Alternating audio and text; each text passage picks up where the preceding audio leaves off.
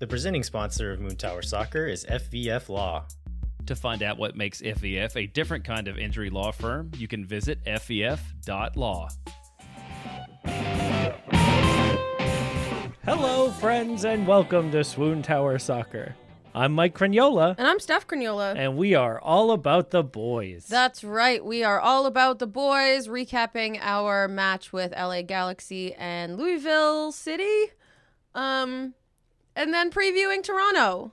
As always, we're going to hit our fit checks, match moods, social media standouts, and after we do a opponent spotlight with Mark Hinckley from the Vocal Minority podcast, we will get to the moment you all wait for, the man of my jersey.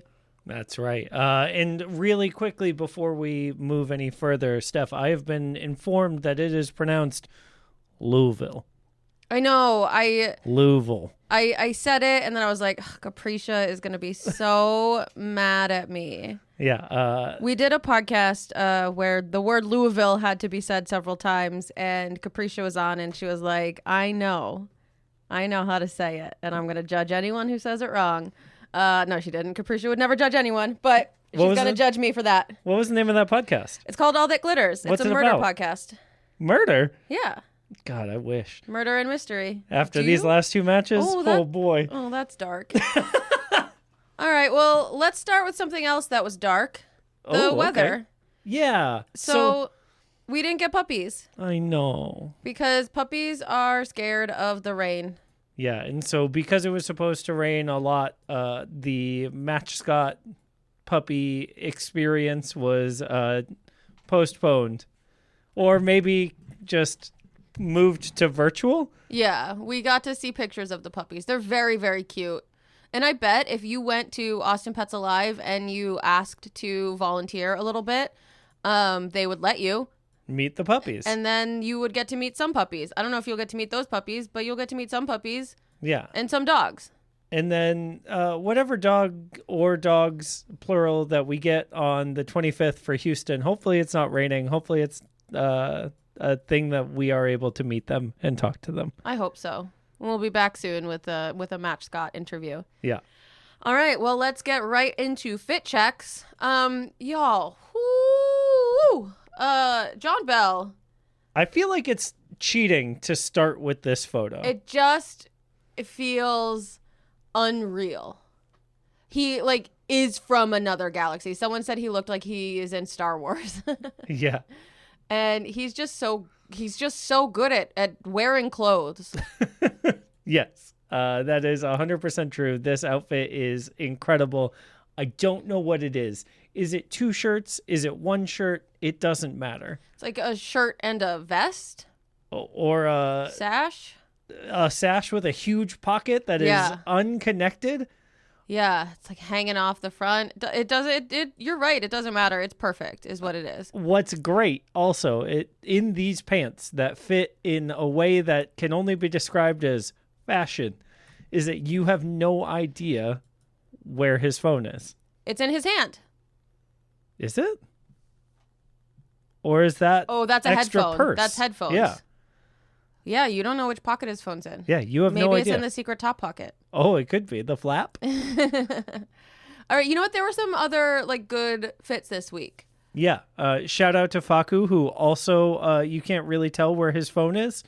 You can't tell if that's a crease in his pants or his gigantic phone. Sure. I take issue with Faku's outfit. Why? Because everything on his top looks like something you'd find at a grandma's house. This white quilted shirt kind of looks like, the comforters that old people use as secondary blankets. They're like white quilted blankets that they fold up at the end of the bed, in case you get cold. That's like what at the hospital. Yeah, I said old people. I didn't specify where they were. You're right. That's what his shirt kind of looks like. And then this jacket being dusty rose. It's a very grandma color. Dusty rose crushed velvet. All of suede. Yeah. All of it feels I can feel the textures on this. I do love that there are 4 different textures in this picture if you include his mate bag carrier. Yeah. we've got the Van Cleef bracelet. Yep. Clocked that. That's Yep. nice for him. I just am not loving this fit. The Gucci Dop kit does go with it though. So like, All right. Yeah, I don't love it. And you know what? You know what else I don't love? what? This Looney Tunes sweatshirt, this Looney Tunes quarter zip that CJ is wearing. I appreciate him leaning into his character. What character? So like it kind of fits a little weird. You know it's more expensive than it Has should any be. right to be? And then he's got the like 90s fit jeans on. Like the whole vibe feels like if you didn't have a body, like, or if you didn't have a face on this body and you said, what Austin FC player is this? 100 out of 100 times I would guess that's CJ Fodre. Yeah. Okay, that's fair. Like, You if know what? put, He's identifiable. if you put all those clothes on a mannequin, I would say, oh, that's CJ's mannequin. Okay. There is merit to that. And so a personal style is a choice, you know, and I think it's important that we celebrate. Just because it's not my style doesn't mean that it's not style. Yep. You're right. That's a great perspective. This next picture, I'm so excited to talk about. Because what? Denny Pereira. His phone's not in his pocket. It's in his hand. So, like, moving up. He has got these long jorts, a teddy bear t-shirt, and a hat that is sitting so high on top of his curls that he looks like the littlest little boy. Also, he's got a little teddy bear face. Yeah. Like, he looks like he dressed up like his shirt. Yeah. And I think that's super cute. It is adorable. I love this. This is like a little style that I could get behind. That's, yeah. It feels very teenage boy. Until you remember that him and Faku are the same age. Grandma and grandson. Right. We'll have to add to the Father, Son, Holy Spirit. Speaking of father and son. You know what? It's honestly like I'm a little embarrassed for us because we had this father-son pairing last time. So maybe they listened. Maybe Ilya Sanchez and Nico Dubersarski listened to this podcast. They listened to us give Ilya the father and Nico the son. And they said, hold up. Hold my beer. We got you. Yeah. No. Not you, Nico. You can't hold a beer. You're a child. You're a child. This picture Hold is my milk.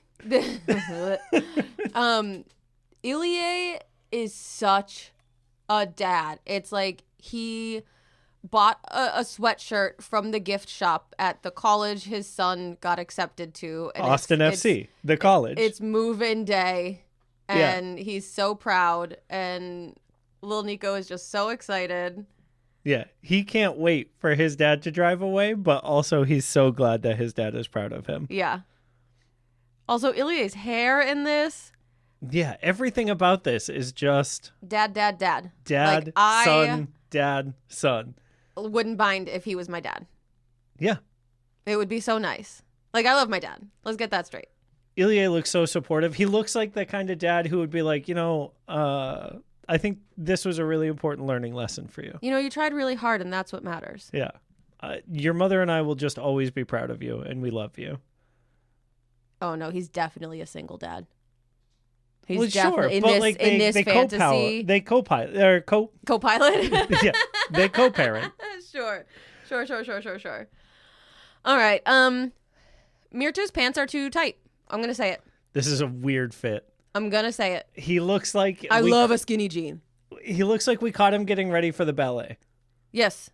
Yeah, he's Like- backstage and he's got his tights on and his t-shirt. And like, you know what? I have worn this exact outfit. Like I frequently will wear tights and An my extra tennis long shoes shirt. and an extra long shirt. Like that is an outfit I have worn in the last 10 days.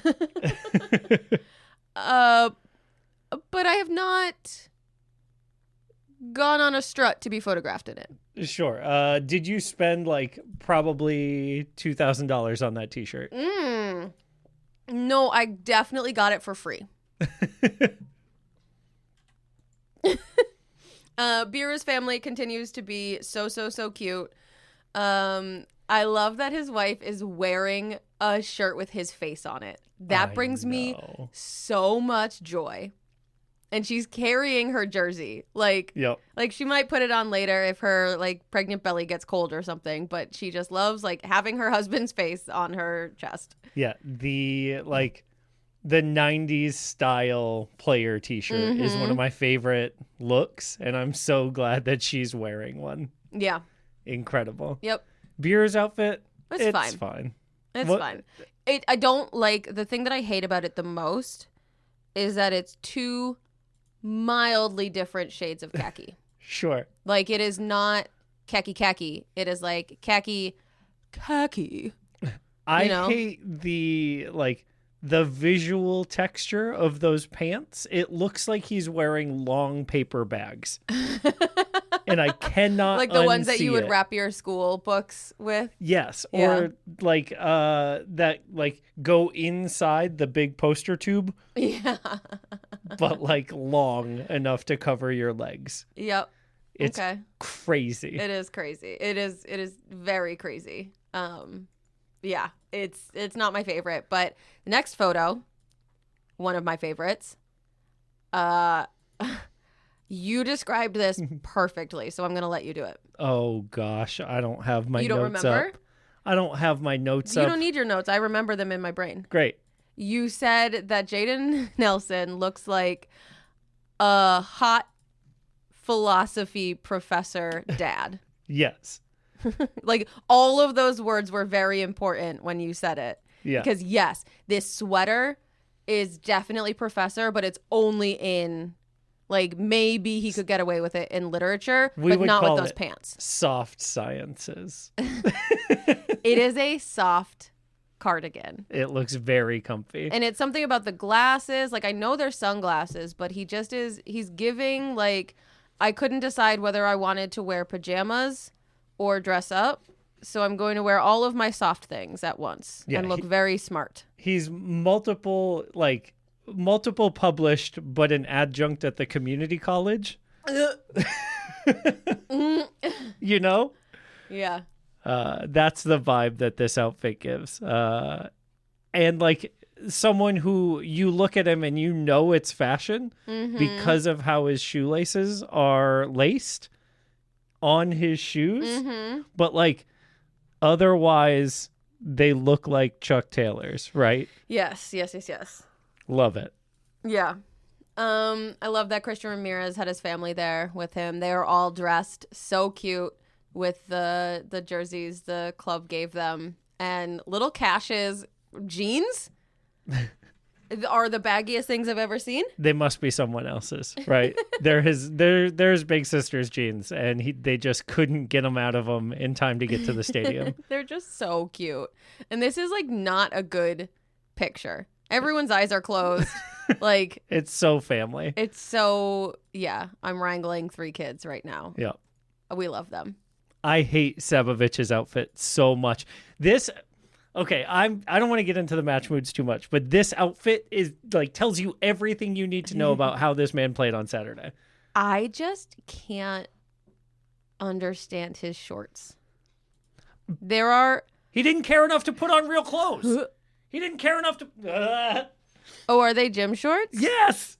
I don't know. They're just basketball shorts. They're they probably. It's a Balenciaga t-shirt. I know. Oh God, I hate it.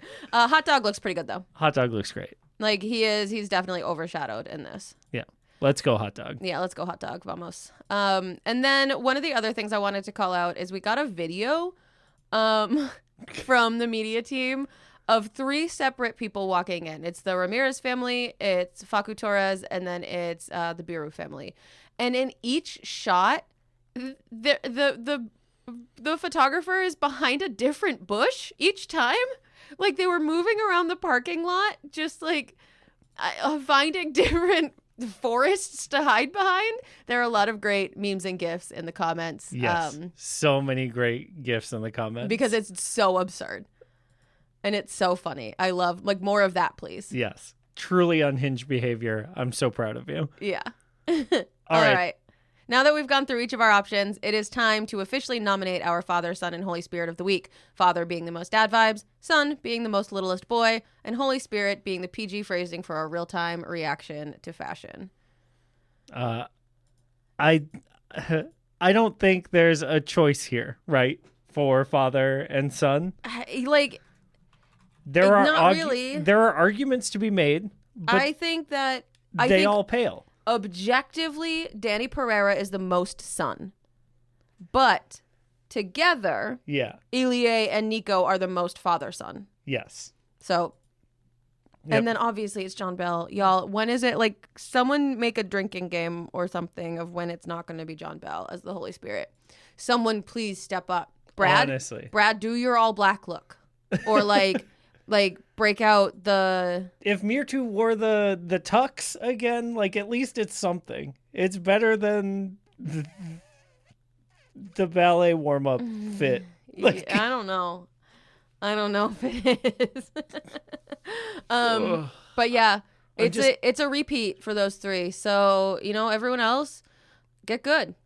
T-shirts aren't going to cut it, boys. Yeah.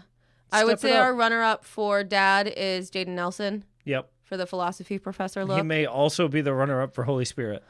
The pants are not Holy Spirit pants. Look at the rest of the competition. You're right. Well, I could see a argument for Faku being the spirit of your dead grandma, the holy spirit of your dead grandma. All right. Honestly, I've had so much more fun talking about the fits this I week know. than either of the matches. But Let's I roll through suppose 'em. we have to get through it, right? LA 'Cause Galaxy started fun. there were fun moments in the beginning of this game. Yeah.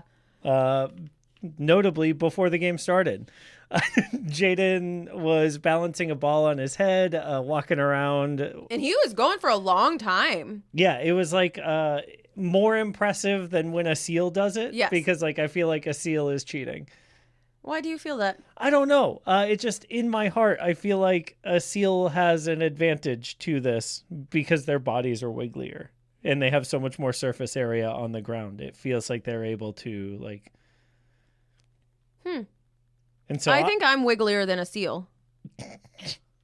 Like as a like if I'm thinking about human bodies, I think they're much wigglier than seals. Oh, I disagree. I Seals think do seals- this really no, but good. seals are like Listeners, you can't see my hands, but picture a seal moving. That's what my hand was doing, but all right. poorly. Well, anyway, Jaden was doing a great job, better than a seal, and Faku just comes and knocks the ball off of his head. Totally unhinged, unprovoked, unsolicited. Just came up behind him, swatted it off. Bullying, Yeah. but cute. Yes, it was very cute. There is a lot of good camaraderie that I'm seeing. Yeah. One thing that jumped out to me that I thought was very cute is as his name was announced during lineups, Myrto threw up the Albanian eagle real quick as he was running out to the center circle. Mm-hmm. And I love that type of energy, Yeah. right? Like, that's my name. I'm the Albanian on the team. Boom. Yeah. Hitting the eagle. No, I do like that. We've seen on Survivor how important it is to be Albanian with the Rizgod Rizgod baby. Yeah. And so as we learn more about Albanian culture in media, Myrto seems to fit in perfectly It's here. true. It's true. Insufferable. But maybe Endearing? it may be the best at what they do.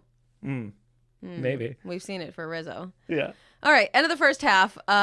Speaking of Myrto, there were less good vibes. Yeah, there was a moment where at the end of the first half, Myrto was getting into a little bit of an argument with Joseph Rosales. They're screaming at each other across the pitch for a missed pass. And at the time I was like, oh, that's either good or bad, depending on what happens later in the game, right? Mm-hmm. And because you want your team to be fired up and performing at the top of their ability, Right. but you don't want them to hate each other. Right. And so, like, threading that needle is really tricky. And then in the second half, they come out and they're playing on opposite sides of the field. Now, the North End podcast has a stinger that they play for reckless speculation, where basically whatever they say, it's a hot take, it's probably crazy, it's probably wrong.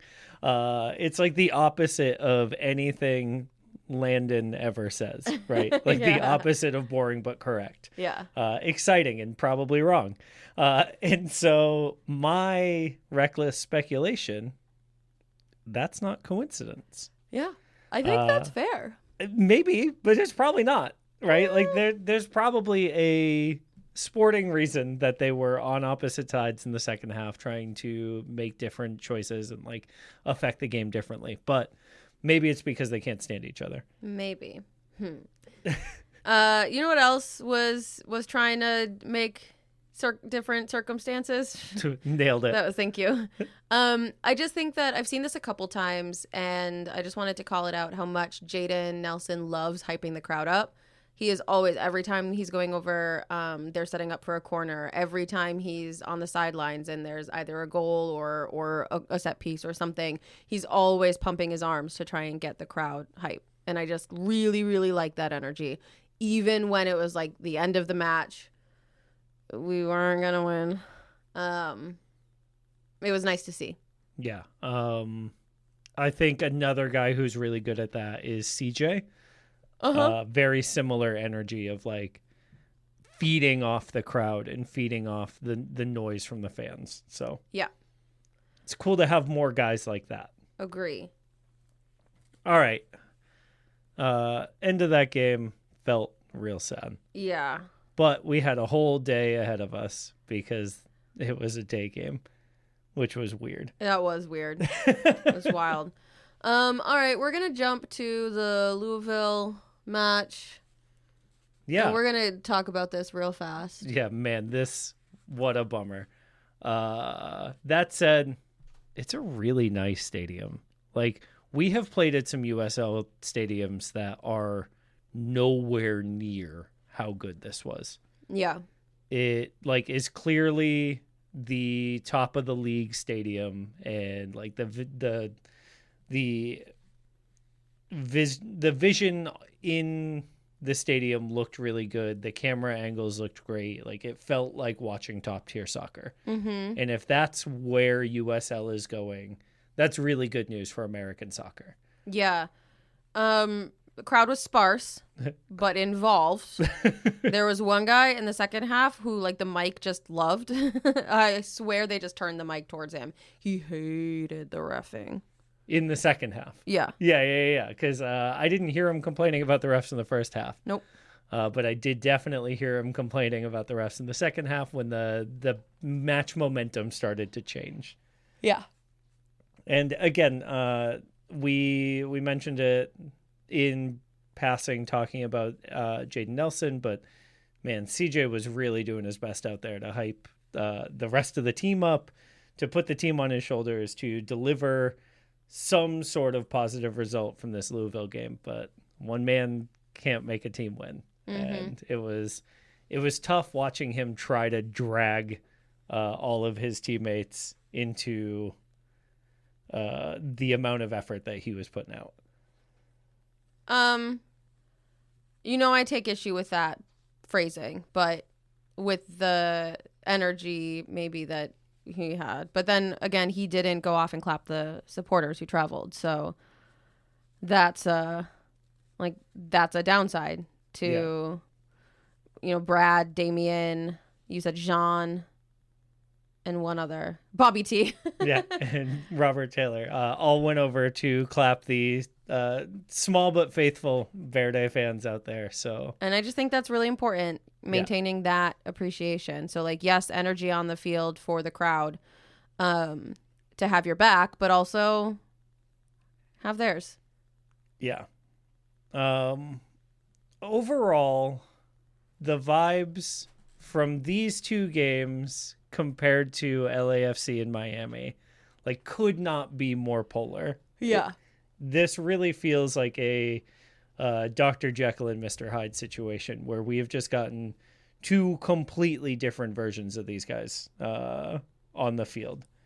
I've seen glimpses of the Dr. Jekyll version, like the last 20 minutes or so of the Louisville game. Sure, in the first 30 of LA Galaxy. Yeah. Like they're there. It's just something's got to click to keep it consistent. Yeah. What that is, only Moontower can say.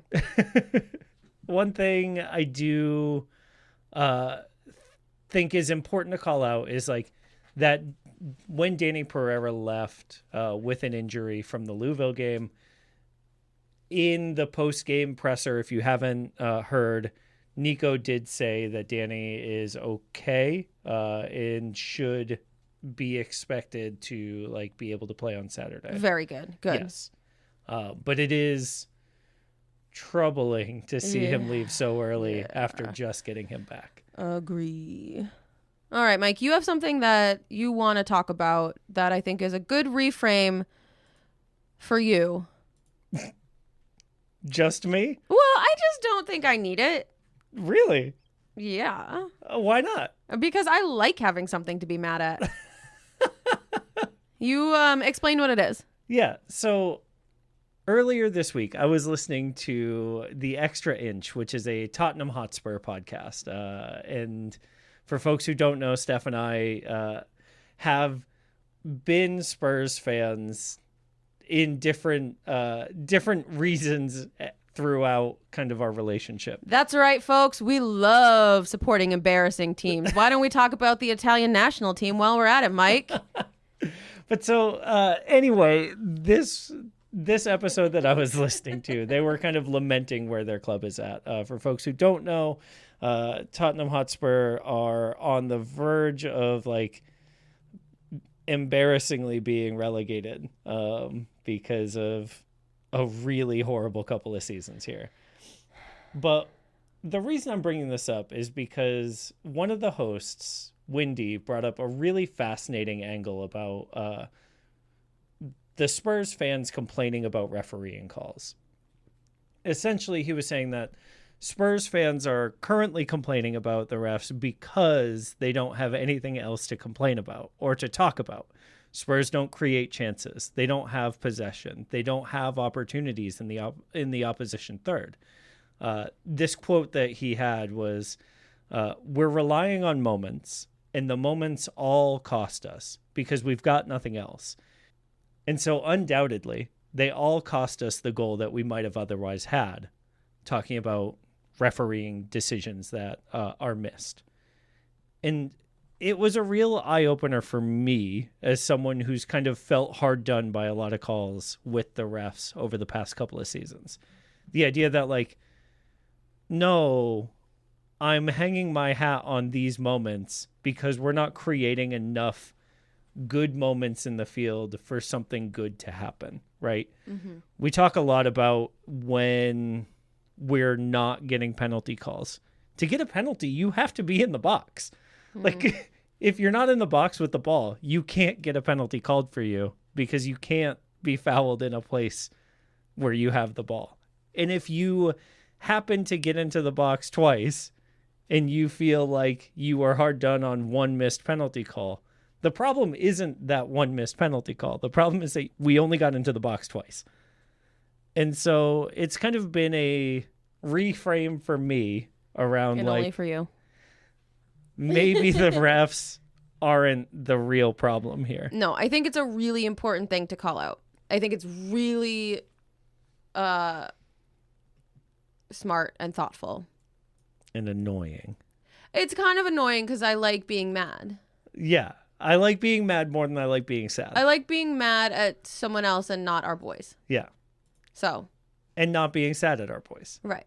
But sometimes we just have to accept that, sports make us sad. Yeah. Well, let's talk about the good things. We had 2 goals in these last 2 games. We had one from Myrto Uzuni, one from CJ Fodre. Neither of them had a goal, Celly. So, Next section. Next section, as you listeners know, is an ad break. SWOONTOWER Soccer is brought to you by our friends at FVF Law.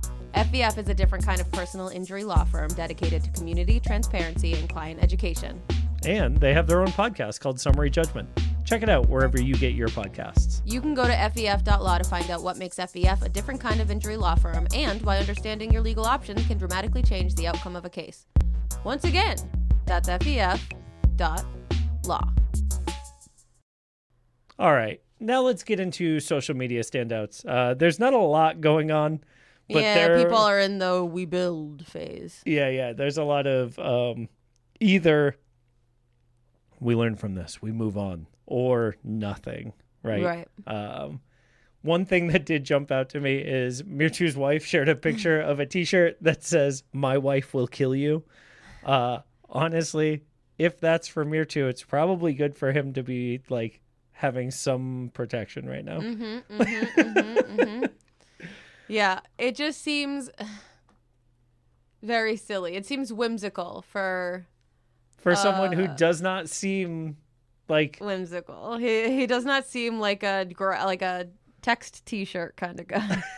Yeah, between him, unless the text is Gucci, right, or Armani, Balenciaga. Yeah. But like, I think that's a really fun insight that like maybe he's just a weird dad at home. Maybe. Who knows? Who knows? One thing we do know is, as always, our captain, our king, Bradley Scott Stuver, immediately focused on the stuff that he can control and he does have influence over, posting about how special and important the Austin Laundry Project crew is. Sharing that today after a loss yesterday, I think helps reframe kind of where soccer sits in the hierarchy of importance as humans, right? But yeah, I really appreciated his sharing that. Yes, agreed. We love Brad. Yeah. And then the last thing that I saw on socials is the new goalkeeper coach, Fabio Hernandez, was posting an asado, and it made me think of, do you remember in 2023 when everyone was mad that the club was having asados when the team was losing all the time? Yeah. It just made me think of that. Like, he wasn't here, so he obviously doesn't know. Yeah. But the idea that, like, after these two games, he's posting about grilling meat in the backyard. And, like, it's a very cute post, right? It's, like, him and his daughter, and there's, like, vibes. And it is very of right now in Austin, this is, like, the most perfect time to cook outside. Right. And it really made me think of those moments. Yeah. And it, like, oh, I love that irony. All right. Should we get to our interview? Now, listeners, we recorded this on Tuesday night before we knew what happened in the Louisville match. So forgive any optimism. Yeah. But Mark was a great guest. Yeah, we loved Mark. And it was really cool to get to talk to him. And yeah, check out the Vocal Minority podcast after you listen to this interview.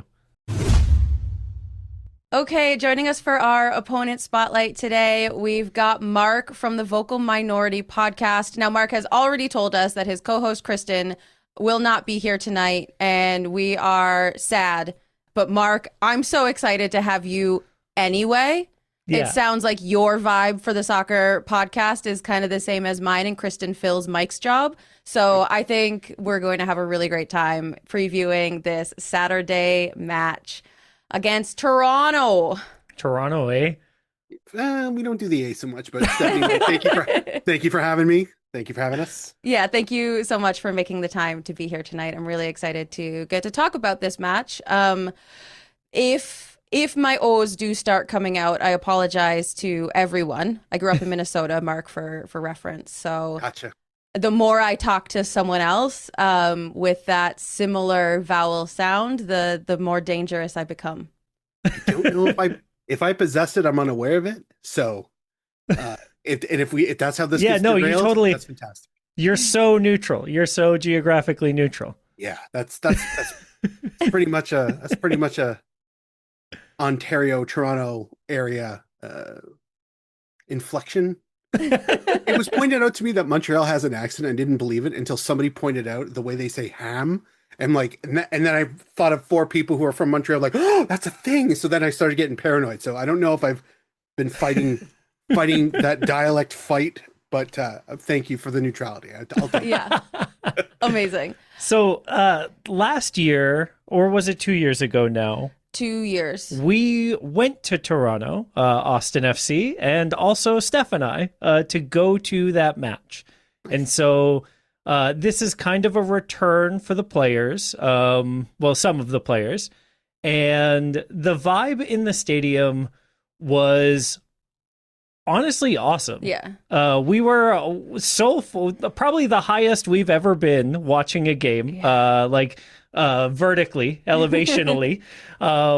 And seeing y'all's supporters come down the street with all the banners and the smoke and the fire and like the vibe It was a cool view. was really cool from being up in the stands.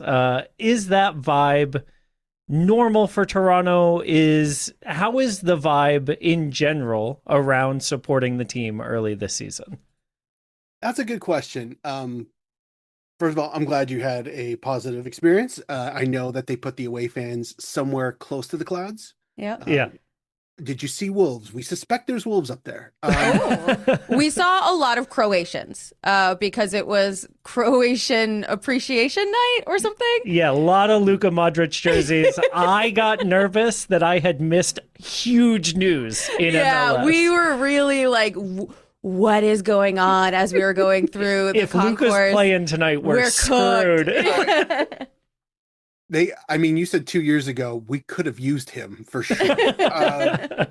So I would say I guess the vibe is there's a cautious optimism right now. Last year and the year before too, when we signed Lorenzo Insigne and Bernardeschi, 2 Italian players, both on DP contracts, big deal for the club, did not surround them with the talent they need to do their jobs. And you could kind of see their heads drop and get discouraged and kind of quit on things.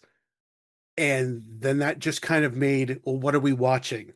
What is this? Last year when they departed, I think it was June, July, a window opened and they flew. And it was great because they started to play like a team again, where there was 11 guys, or in this case, we'll say 22 players, who weren't reliant on get the ball to Will, from Fresh Prince of Bel-Air. What do you do when you get the ball? Get the ball to Will. Kind of like that. When you get the ball, you look for an Italian player and you give it to them immediately. And which is fine, except we had a season and a half that demonstrates that does not work 99% of the time. And now they have to rely on each other. The great part about the end of last season was we had that absurd, I'm not sure if it was 8-game draw streak. That's not a thing you want to put on a scarf, but I was ready to send it off to the knitters. But we weren't losing. And that was key. We weren't losing. We were getting goals from players who never got a chance to produce under the previous system. And right now, like, one of the biggest things that I would say that Toronto has been lacking over the last 2 or 3 years signing wise has been your journeyman MLS player. The ones who've got 5 to 8 years under their belt, who have played 100 to 300 games. Okay, the math's off, but you know what I mean? Like, they've got that seasoning, right? And you can set your watch to them. They're not all stars, but they're going to deliver. They're going to conduct their business. They're going to defend well and rarely get caught out of position. They're going to move the ball through the middle and out to the wings just as you want them to.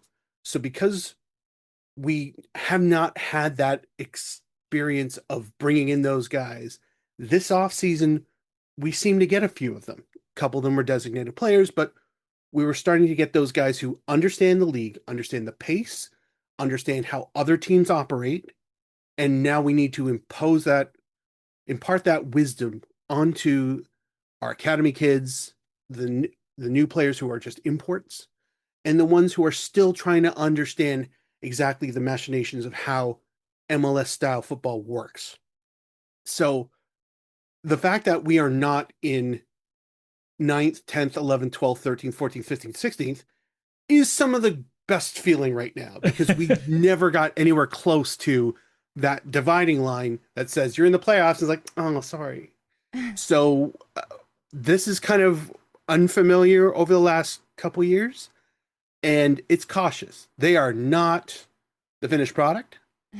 They are definitely improving game to game, but they are still very beatable, but they're still very capable of getting 3 points. And that makes it a lot easier to want to go to games, to sit there, to sing, to wave, and be a part of it. This is so fascinating to me because so much of the conversation around getting new players or getting players feels like we want young, we want European, we want South American. Like that's what people are like hands out, gimme, grabbing for. And I've never heard someone say, hey, we just want someone who's been around and who knows this league inside and outside. And I think that's such a fascinating little insight, maybe because we've been, let's say, overblessed with MLS journeyman. Sure. And part of that, though, is it's Toronto FC's fault, like structurally. Our academy produces fantastic talent. Say hi to Jaden Nelson for us. Yeah. Who we love him so much. He's fantastic. Yeah. But the problem that Toronto has, and there was an interview that Jonathan Osorio, our talismanic, I guess he's a attacking midfielder. He's phenomenal. And he's been there forever. He came as a child, just learned how to use crayons, and now he's still playing. He's been there forever. Yeah, 2013, right? Like he was in the South End when that team started. So That's he cool. literally is one of our own. Oh. And if they build the statue of a player, with apologies to Altidore, with apologies to Javinko, Bradley, it's got to be him. Yeah. I love that. So I had no idea. How special is that? It's fantastic, right? So here's the thing with Toronto FC is that the area in which we live in has this absurdly talented pool of players. And once they get into the Toronto FC Academy system, they get to TFC2 and they're crushing it in TFC2. They're great. But they need that finishing school to be ready for MLS.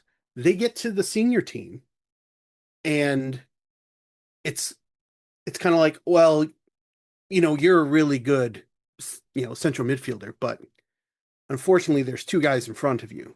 But hey, that one's injured and we're subbing him off. So here's 10 minutes to go make a name for yourself when we're down 3-0.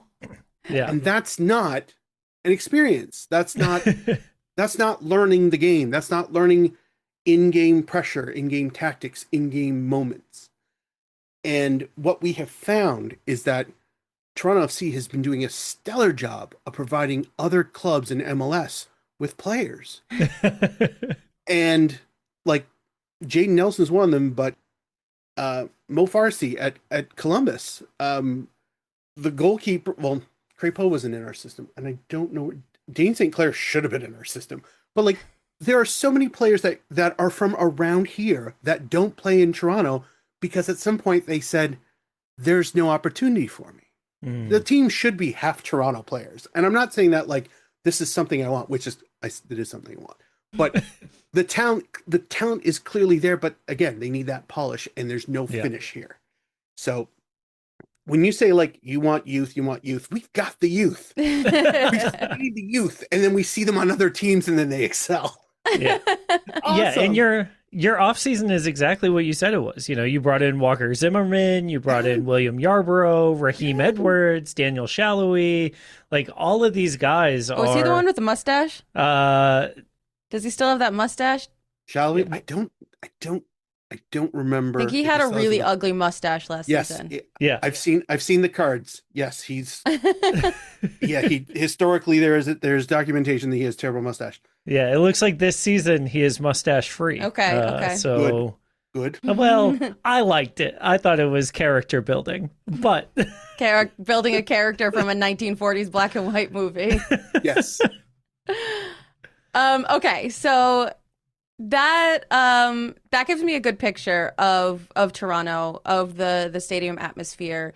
We're gonna get into the elephant in the room, which you are in the same position as Austin FC this year. It seems that you just can't seem to hold a lead, even maybe when your opponent is a man down. Which yeah. Seems like that's the national media take on Toronto right now, is if they can put this together, if they can cover up for Jordi Mihailovic's absence, Yeah.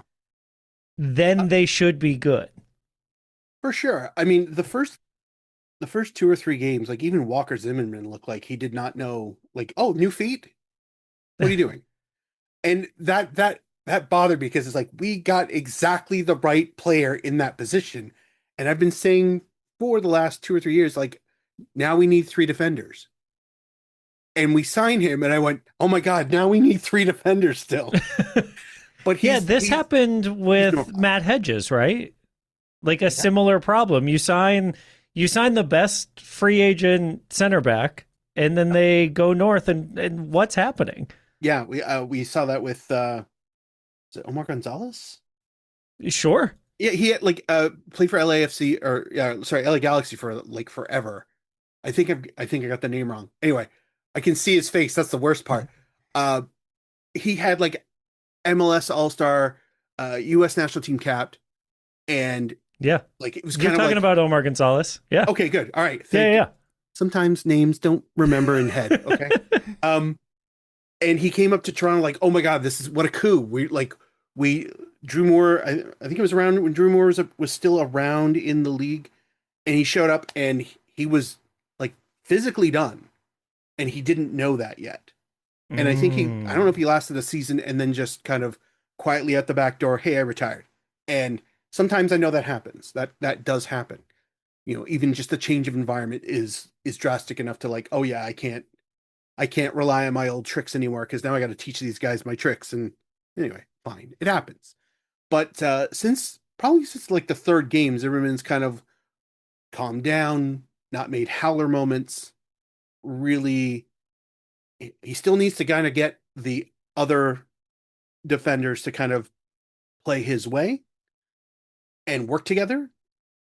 It looks a little messy in the backs still, but they are definitely working together. Like even the last game, you could see that they were working together better than they were in week 1. So I will take that. I just want to see improvements. Like you give me a team that doesn't stop fighting and shows improvement, and you have my time and attention and heart. And I didn't see that in 2025. I didn't see that in 2024, but I'm seeing it now, and it's great. So I love that for you. Yeah. So what is the reason for these late second half goals? Like these late heartbreaker goals that are pushing you from wins into draws? I don't know. It's a team effort. And I say that because it seems like every time it happens, it's a new player that you can pinpoint to. Like, it's not one player that's causing all the late game collapses. It's not 2 players that's causing the late game collapses. They take turns causing the late game collapses. I don't know if they pass a hat around. I don't know if the coach just goes, this time it's you. Don't screw it up. But it's a group effort. We joked last year that our keeper and Sean Johnson better have all of his sports therapy PTSD covered by the rest of the team, because the times that they let him down were so frequent that it should be on the house. I imagine it is, but like he should never have to buy a meal or a drink with that team anywhere. That's how it was. So this time it's not as glaring that everyone's letting him down. I would even say that the last game was a counterattack that just they weren't ready for. And how far back in the play do you go to say, oh, it was this thing that happened in the corner when they gave up the ball attacking? So, like, sometimes it just falls apart in the 90th minute. But there have been games where it's like, oh, you two guys, what were you thinking? Why did you do that? You get paid to do this. So yeah, it's once they get, and this is not a this year problem. This has been the last couple of seasons problem. I don't know if I genuinely don't know if every club supporters have this. Like, I know you guys said that you have that last minute collapse tradition too. I don't know if every club does this, or if like everyone thinks, oh, I can't believe our team can't hold a lead in the 93rd minute. But Toronto really feels like they can't hold a lead in the 93rd minute. That's, again, tradition. Yeah. It's so hard to pinpoint. I do, though, feel that this year they have patched a lot of the hole that would cause that collapse. But that sometimes just means that there's a new hole they haven't found to patch yet. So it's not really an answer, but that's all I got. It's fair enough. What, I guess, for you, with Georgi Mihailovic being out, who are the keys to success for you on Saturday? What are the players that, as an Austin FC fan, when I'm looking at the Toronto lineup, I need to say, oh no. Fair. It's a shame because we didn't realize that Mihailovic was going to be that conduit for the entire attack. And for that fleeting game or two where him and Shallowy plays on the wing, they were kind of finding each other in ways that we have not seen in a couple years up in Toronto. And then it seemed like Emilio, I can't. We're afraid to try and pronounce his last name. He's a center forward. We got him on loan. Aristizabal. We have a keeper in our youth setup who has the same last name. So Emilio, what you just said, he is like he's starting to find his feet and being a part of this cute little triumvirate of like really quick thinking, passing, and movement that just collapses a defense. And it's the combinations. I can't pin it on one person. Now, that being said, Josh Sargent, who history will tell us if that was the right move. I'm not convinced he's worth the money they paid for him. I'm not denying that he isn't a very good player. Yeah. But that's a lot of money for a guy who chose to sit out at Norwich City. Anyway, he's had some moments where he's trying to find his way into this kind of tornado of quick passes and really cheeky heels, and they all work, but he wants in on the bit, it feels like. And there's been a couple, like the last game, he had a couple of great spot, but the ball didn't quite land for him, and he shot it over the bar.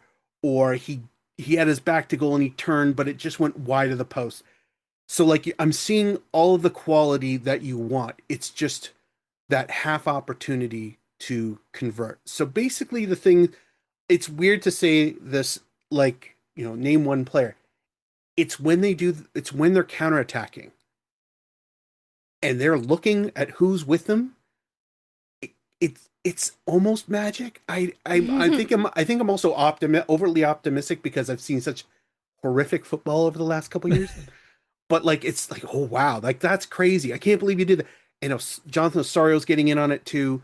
Even the substitutes who come in, like Malik Henry, who's a attacking midfielder.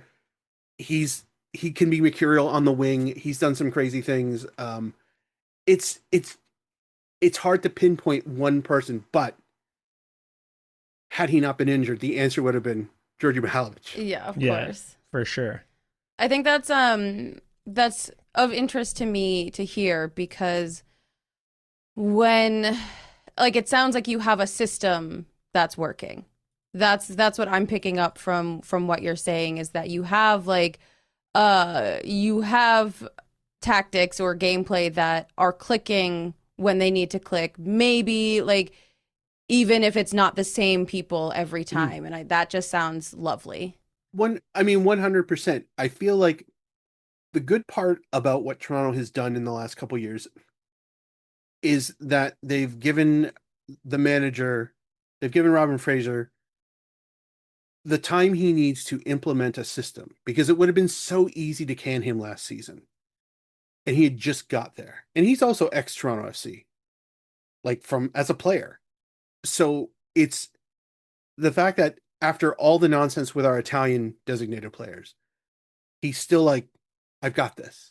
And you can see that these players have bought into what he is selling them.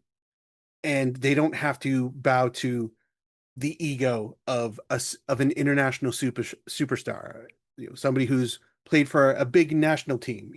We no longer have that chemistry conflict where it's like, I need to find something to adapt to them, instead of, here's a system, guys, let's get this to work. And every game, like I've said, every game since all those draws from last season, I can see an improvement. If it's not from one player, it's from a couple players, or from a chemistry bond, or an attack. So that system is getting better with every game. If this game that we're going to play this weekend was in May or in post World Cup July, I feel like my tune would be like, ooh, you guys are in trouble.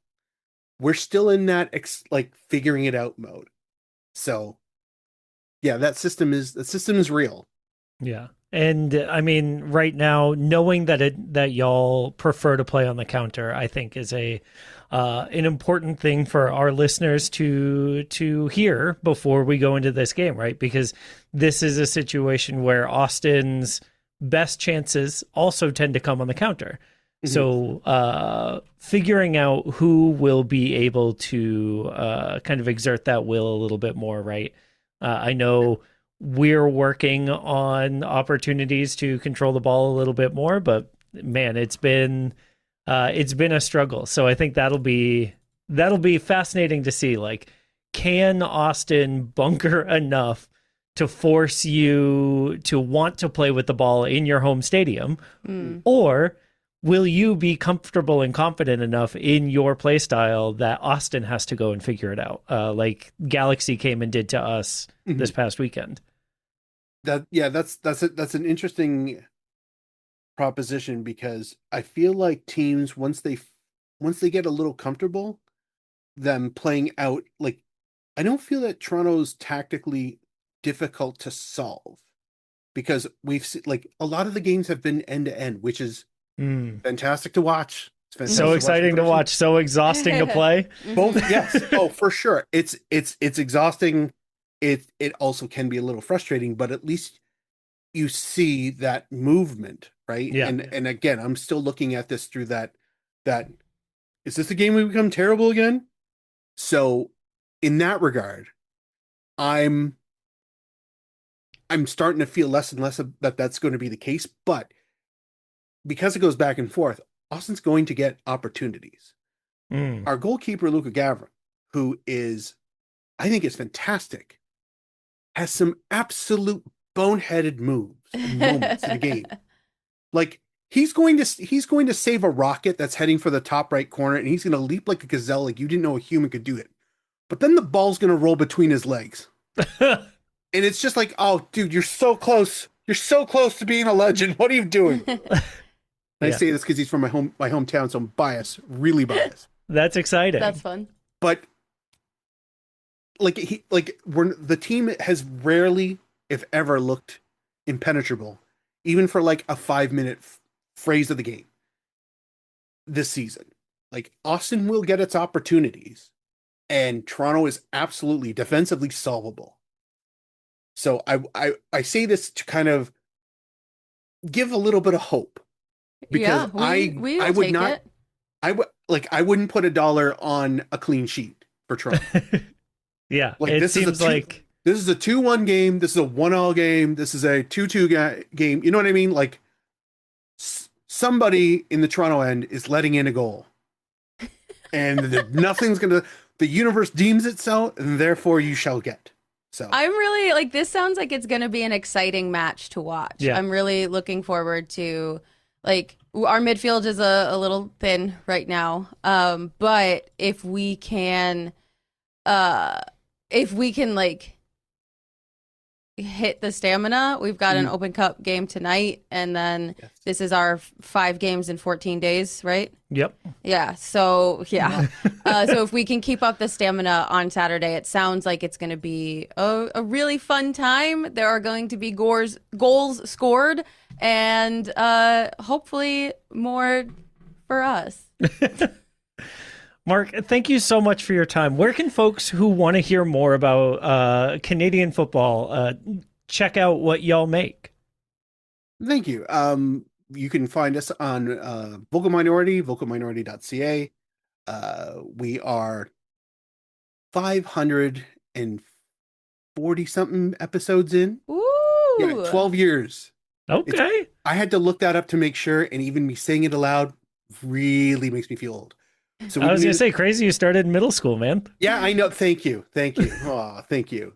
I turned 50 in August. So, our show has grown over the years, where it was just about Toronto FC, and it became Toronto FC and the Canadian national teams. And it was Toronto FC, Canadian national teams, and our domestic leagues, both women and men. And we try to cover as much as we can. And our shows are marathons; they are not sprints. But we have a good time. Our show was born out of the idea of a bunch of people who were just standing around at the game, having conversations, making terrible jokes. And we decided we should try and record that.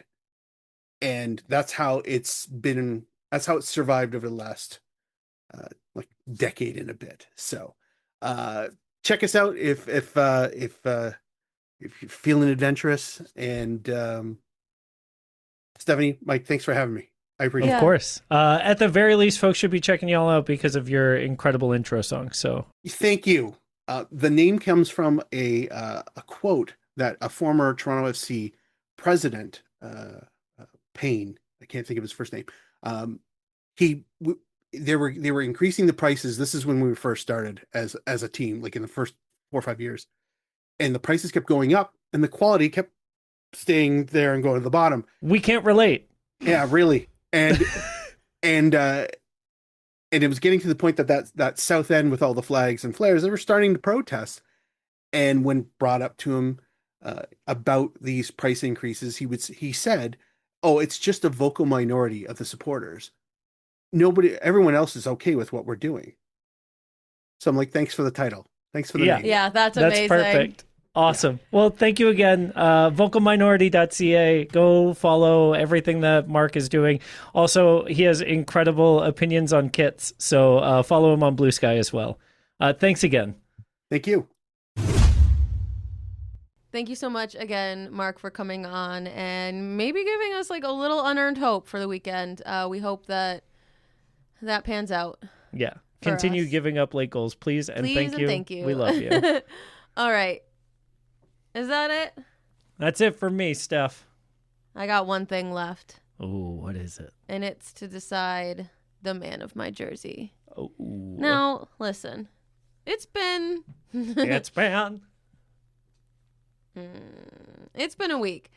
But It's been. oh my god. 1 week. There is someone who has consistently brightened my viewing experience. Just for the way he plays soccer and the way that he just exists online, and that is Jaden Nelson. When we were talking to Mark, it just like remembering like that Toronto is where he came from and like how much he gives back still to that area. It just makes me feel really lucky that we have him on our team, and I've been very, very impressed watching him play. And so he's going to be the man of my jersey this week because I think that he's the kind of player who's not going to get a lot of attention because what he's doing isn't like super flashy. But when he runs, like, who else is on the pitch?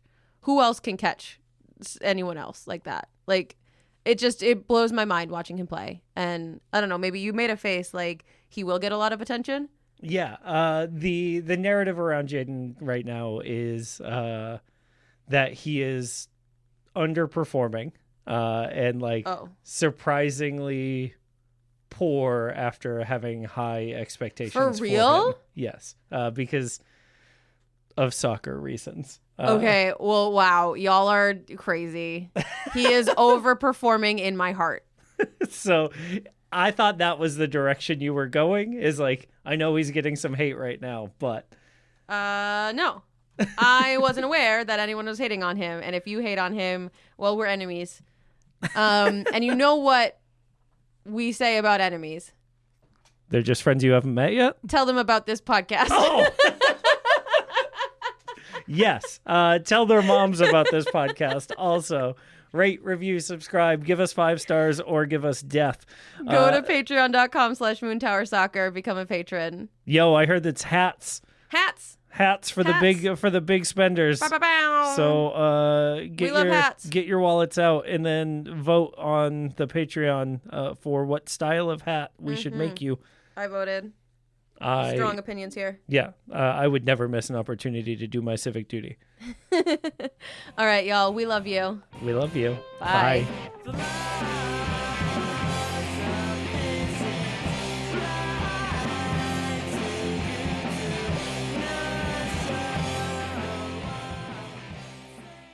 I will marry Chewies. Yeah. Because they love Chew Boom Boom sauce.